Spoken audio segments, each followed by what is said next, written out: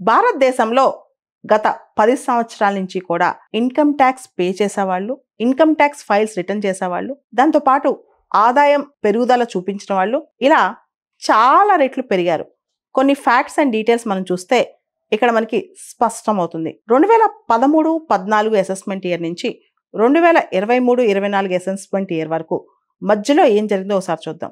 2013-14 assessment ఇయర్కి ఇప్పటికి ఏంటంటే అప్పట్లో 3.3 crores ట్యాక్స్ రిటర్న్స్ ఫైల్ చేసేవాళ్ళు 10 సంవత్సరాల క్రితం. ఇప్పుడు 7.5 crores అంటే దాదాపు 2.2 times అనమాట. 2.2 రెట్లు ఎక్కువ, డబుల్ కన్నా కూడా ఎక్కువ. అంటే 10 సంవత్సరాల్లోనే ఇన్కమ్ ట్యాక్స్ రిటర్న్స్ ఫైల్ చేసేవాళ్ళు 3.3 కోట్ల నుంచి 7.5 కోట్లకు పెరిగారు. ఇది ఫస్ట్. తర్వాత 1 కోటి రూపాయల పైన ట్యాక్సబుల్ ఇన్కమ్ నాకు వస్తుంది అంటే 1 కోటి రూపాయల ఇన్కమ్ పైన నాకు ఆదాయం వస్తుందని చెప్పి ఇన్కమ్ ట్యాక్స్లో చూపించేవాళ్ళు 5 times పెరిగారు, 5 రెట్లు పెరిగారు.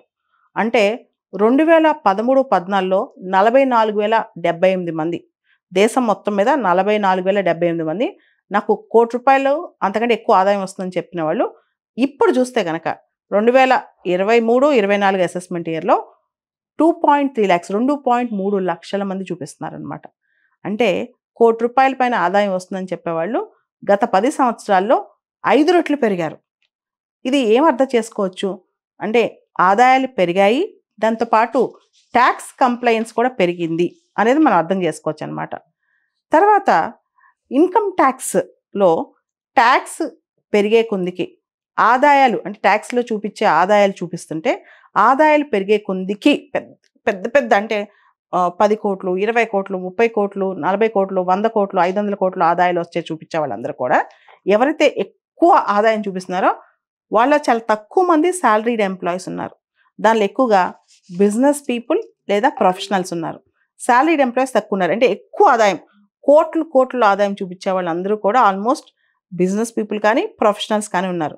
ఉదాహరణకి 500 కోట్ల రూపాయల పైన సంవత్సరానికి ఇన్కమ్ ట్యాక్స్ పే చేసే ఆదాయం వస్తుంది అంటే లీగల్గా నాకు ఇంత ఆదాయం వస్తుందని 500 కోట్ల పైన చూపించే 23 మందిలో దేశం మొత్తంలో 23 మంది చూపిస్తే దానిలో ఒక్కళ్ళు కూడా సాలరీడ్ ఎంప్లాయీస్ లేరు.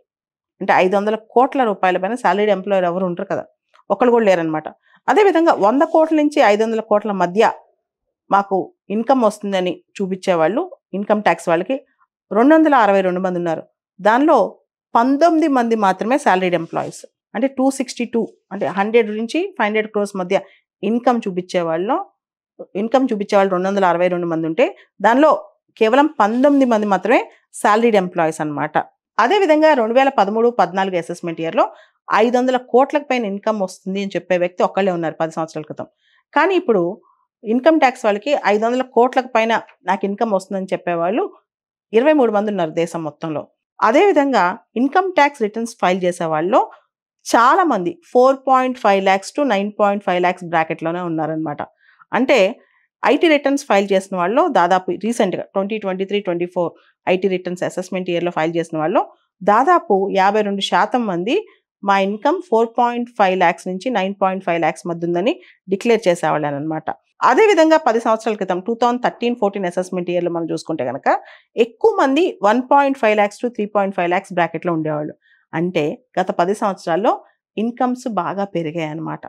మీరు చూస్తే దాదాపు 50% మంది ఆ టైంలో ఇప్పుడు 2013-14లో మా ఇన్కమ్ 1.5 lakhs to 3.5 lakhs అని చూపించుకునే వాళ్ళు ఎక్కువ మంది ఉండేవాళ్ళు. కానీ ఇప్పుడు చూస్తే కనుక మా ఇన్కమ్ 4.5 lakhs to 9.5 lakhs ఉందని చూపించుకునే వాళ్ళు ఎక్కువ మంది ఉన్నారు. అంటే అక్కడ అర్థం ఏంటి, ఇన్కమ్ లెవెల్స్ పెరిగాయని చెప్పి. ఇక్కడ మనం ఇంకో అంశం గమనించాలి. 7.5 crores 7.5 కోట్ల మంది ఇన్కమ్ ట్యాక్స్ రిటర్న్స్ ఫైల్ చేస్తున్నారు. దానిలో ప్రతి నలుగురిలో ఒకళ్ళ ఆదాయం అంటే మొత్తం ఇన్కమ్ ట్యాక్స్ రిటర్న్స్ ఫైల్ చేసే వాళ్ళ ప్రతి నలుగురిలో ఒకళ్ళ ఆదాయం 5 లక్షల నుంచి 10 లక్షల మధ్య ఉంటుంది దాదాపు దగ్గరగా. ఇది కూడా మనం గమనించాలన్నమాట. సో ఇలాంటివన్నీ మనం చూస్తే దేశంలో ఇన్కమ్ లెవెల్స్ బాగా పెరుగుతున్నాయని అర్థం అనమాట. ఇన్కమ్ లెవెల్స్ ఒక పక్క పెరుగుతున్నాయి, రెండోది ట్యాక్స్ కంప్లైన్స్ కూడా పెరుగుతుందని చెప్పి మనం ఇక్కడ అర్థం చేసుకోవచ్చు. ఇక్కడ మనం మరికొన్ని ఫ్యాక్ట్స్ గమనిస్తే కనుక 2013-14 అసెస్మెంట్ ఇయర్లో ట్యాక్స్ రిటర్న్స్ ఫైల్ చేసిన వాళ్ళలో అతి తక్కువ మంది ఫైల్ చేసేవాళ్ళు అప్పట్లో ఫైల్ చేసిన వాళ్ళు 0.3% మంది మాకు ట్యాక్సిబుల్ ఇన్కమ్ ఏమీ లేదు, జీరో ట్యాక్సిబుల్ ఇన్కమ్ అని చూపించేవాళ్ళు. అదేవిధంగా 2013-14 అసెస్మెంట్ ఇయర్ ఆ టైంలో ఎవరైతే ట్యాక్స్ రిటర్న్స్ ఫైల్ చేశారో వాళ్ళలో 0.7% మంది మా దగ్గర జీరో ట్యాక్సిబుల్ ఇన్కమ్, మేము ఇన్కమ్ ట్యాక్స్ రిటర్న్స్ ఫైల్ చేస్తున్నాం కానీ మా దగ్గర ట్యాక్సిబుల్ ఇన్కమ్ ఏమీ లేదని చెప్పేవాళ్ళు. అదే ఇప్పుడు కేవలం 0.3% మంది మాత్రమే, అంటే 7.5 కోట్ల ఇన్కమ్ ట్యాక్స్ రిటర్న్స్ ఫైల్ చేసేవాళ్ళు కేవలం 0.3% మాత్రమే మా దగ్గర ట్యాక్సిబుల్ ఇన్కమ్ ఏమీ లేదు అని చెప్పి డిక్లేర్ చేస్తున్నారు అనమాట. జీరో ట్యాక్సిబుల్ ఇన్కమ్ డిక్లేర్ చేస్తున్నారు. అలానే ప్రస్తుతం 5.5 లక్షల నుంచి 9.5 లక్షల మధ్య ఇన్కమ్ బ్రాకెట్లో ఉన్న వాళ్ళు దాదాపు 2 కోట్ల మంది ఉన్నారనమాట. అంటే 7.5 కోట్ల మంది ట్యాక్స్ పేయర్స్లో 2 crores 5.5 lakhs టు 9.5 lakhs మధ్య ఉన్నారు ఇప్పుడు. ఇన్కమ్ ట్యాక్స్ బేస్ కానీ, ఇన్కమ్ ట్యాక్స్ కంప్లైంట్స్ కానీ, అదేవిధంగా ఇన్కమ్ గ్రోత్ కానీ ఇవన్నీ పెరగటానికి కారణాలేంటో కూడా మనం అనలైజ్ చేయాలి. రీసెంట్గా ఈ ట్యాక్స్ ఫైలింగ్ కానీ, అదేవిధంగా వివాద విశ్వాస్ అని చెప్పి ఏదైతే ట్యాక్స్ డిస్ప్యూట్స్ని అవన్నీ సాల్వ్ చేయడం కానీ, దాంతోపాటు బిజినెస్ పీపుల్ ప్రొఫెషనల్కి ఇన్కమ్స్ పెరగటం కానీ, దానికి ఈజ్ ఆఫ్ డూయింగ్ బిజినెస్ అలాంటివి సహకరించడం కానీ, ఇవన్నీ కూడా కారణాలే అన్నమాట. సో ట్యాక్స్ బేస్ పెరిగింది, ట్యాక్స్ కంప్లైంట్స్ పెరిగింది, direct tax to GDP ratio పెరుగుతుంది. ఇవన్నీ కూడా మన ఆర్థిక వ్యవస్థలో కొంత ట్రాన్స్పరెన్సీ తీసుకొస్తాయని అనుకోవచ్చు.